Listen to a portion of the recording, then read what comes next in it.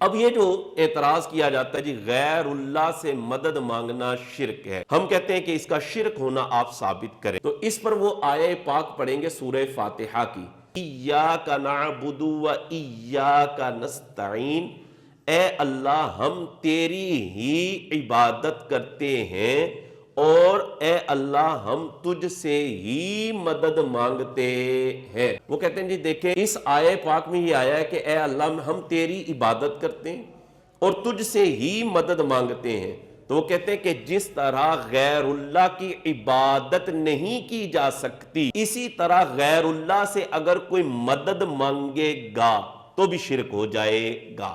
اب وہ تو اعتراض کر دیا انہوں نے، اس کا جواب یہ ہے کہ ان سے اب پوچھا جائے گا کہ یہ ایاک نستعین میں جو حصر ہے یہ حصر حقیقی ہے یا حصر مطلق ہے؟ اگر تو وہ کہیں کہ یہاں پر حصر مطلق ہے کہ کسی سے بھی کسی بھی طرح مدد مانگو گے تو شرک ہو جائے گا، تو پھر ہم کہیں گے جناب پھر تو دنیا میں کوئی بندہ بھی موحد نہیں رہے گا، ہر بندہ ہی معاذ اللہ شرک کرنے والا ہو جائے گا، کوئی بندہ ہی مسلمان نہیں رہے گا۔ کیوں؟ دنیا میں ہم دیکھتے ہیں کہ ہم ایک دوسرے سے مدد مانگتے ہیں، کبھی پولیس والوں سے مدد مانگی جاتی ہے، کبھی ڈاکٹر سے مدد مانگی جاتی ہے، کبھی حکیم سے مدد مانگی جاتی ہے۔ اگر حصر کو یہاں پر مطلق مان لیا جائے کہ کسی سے کسی بھی وقت مدد مانگیں گے تو شرک ہو جائے گا، تو پھر تو بچے گا ہی کوئی نہیں۔ پھر وہ کہیں گے نہیں ظاہری اسباب میں مانگ سکتے ہیں لیکن فوق الاسباب ہوتے ہیں نا ان میں نہیں مانگ سکتے۔ ہم نے کہا کہ بھائی اب بھی تو آپ یہ کہہ رہے تھے کہ یہاں پر حصر مطلق ہے، تو جب حصر مطلق ہے تو وہ چاہے تحت الاسباب یعنی ظاہری طور پر مدد مانگی جائے یا فوق الاسباب یعنی اسباب کے علاوہ مدد مانگی جائے، پھر تو ہر طرح سے شرک ہونا چاہیے۔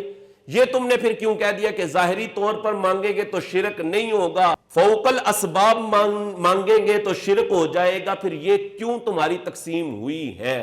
حالانکہ پچھلے جمعۃ المبارک کے خطبے میں میں نے اس چیز کو بیان کیا تھا کہ ہم ظاہری طور پر بھی لوگوں سے مدد مانگتے ہیں اور فوق الاسباب بھی مدد مانگی بھی گئی ہے اور کی بھی گئی ہے۔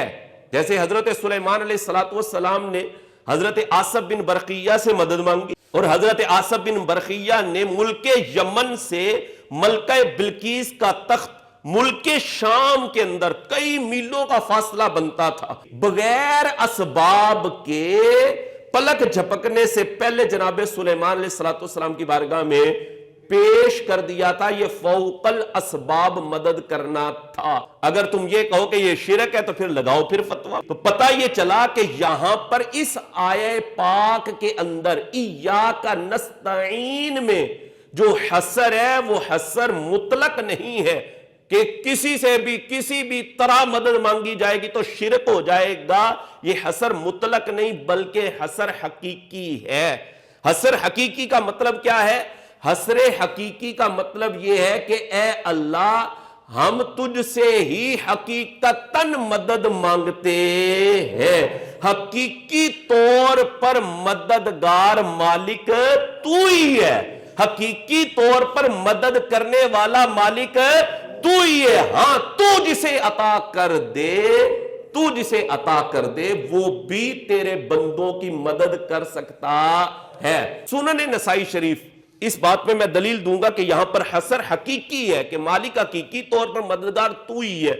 سنن نسائی کی حدیث نمبر 3668، نبی کریم علیہ السلام کی بارگاہ کے اندر ایک وفد آیا، ایک قبیلہ آیا، تو جان عالم صلی اللہ علیہ وسلم نے ارشاد فرمایا کہ جب میں ظہر کی نماز پڑھ لوں نا تو ظہر کی نماز میرے پڑھنے کے بعد تم نے آنا ہے اور پھر آ کر یہاں کھڑے ہونا اور کھڑے ہو کر یوں کہنا، کیا فرمایا؟ یہ کہنا اِنَّا نَسْتَعِينُ بِرَسُولِ اللَّهِ صلی اللہ علیہ وآلہ وسلم، اے اللہ کے رسول ہم آپ سے مدد مانگتے ہیں، ہم اللہ کے رسول سے مدد مانگتے ہیں۔ اِنَّا نَسْتَعِينُ، وہی جملہ، وہی لفظ، وہی کلمہ جو سورہ فاتحہ میں بیان کیا گیا تھا کہ ایاک نستعین، وہی جملہ نبی کریم علیہ السلام نے اپنے پاس آنے والوں کو فرمایا کہ تم نے آ کر مجھ سے یوں کہنا ہے، عرض کرنا ہے کہ انا نستعین برسول اللہ صلی اللہ علیہ وآلہ وسلم، اے اللہ کے رسول ہم آپ سے مدد مانگتے ہیں۔ اگر تو معاذ اللہ مطلقاً ہی مدد مانگنا شرک ہوتا تو کیا اللہ کے رسول اس کی تعلیم دے سکتے تھے؟ معاذ اللہ، کیا اللہ کے رسول یہ سکھا سکتے تھے کہ تم نے آ کر میرے پاس یہ کہنا ہے؟ پتہ یہ چلا کہ مطلقاً مدد مانگنا شرک نہیں ہے۔ اگر ہم اس کو حصر مطلق رکھیں گے تو پھر تو کوئی موحد نہیں رہے گا۔ لہذا پتہ یہ چلا کہ ایاک نستعین کے اندر یہ جو حصر ہے، یہ حصر مطلق نہیں بلکہ حصر حقیقی ہے کہ حقیقی طور پر مدد کرنے والا اللہ ہے۔ لیکن اللہ جسے طاقت دے دے، اللہ جسے عطا کر دے تو وہ اللہ کے بندوں کی مدد کر سکتا ہے۔